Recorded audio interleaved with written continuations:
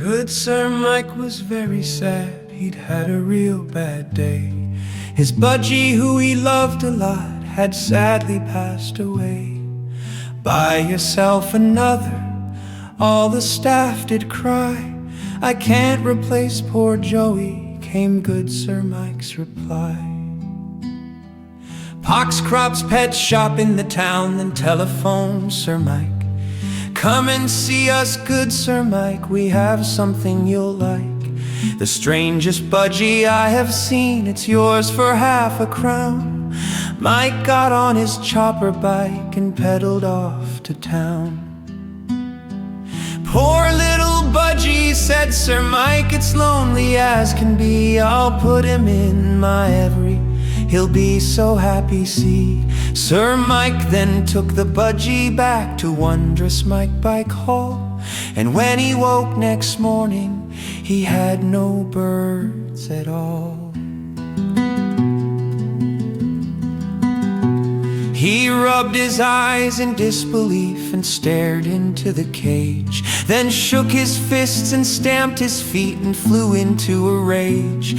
Where 50 yellow finches used to chirp and hop around, there was nothing but some feathers scattered coldly on the ground.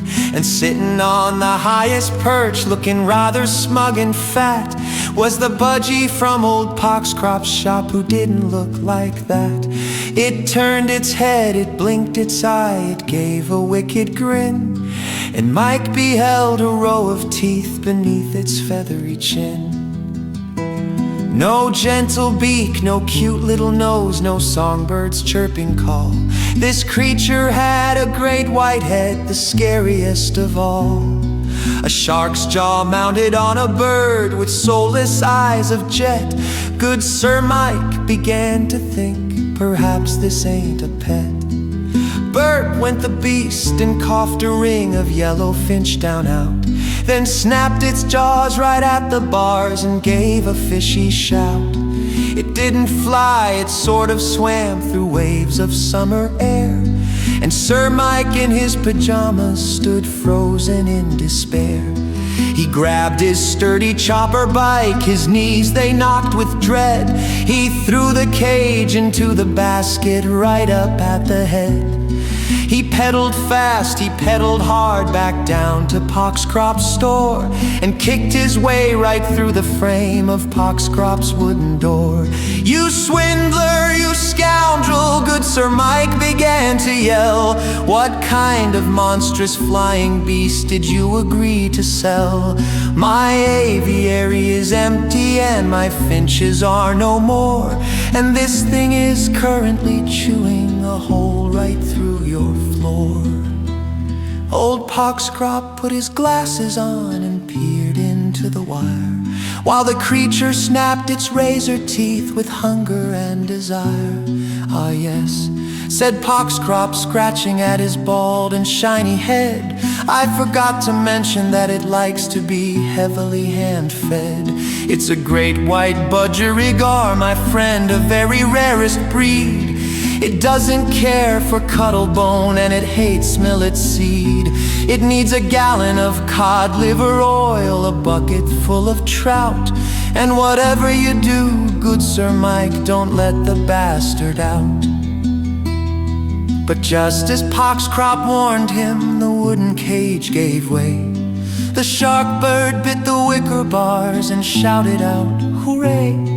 It soared into the pet shop air, a terror on the wing, a feathered jaws of nightmare, a truly awful thing.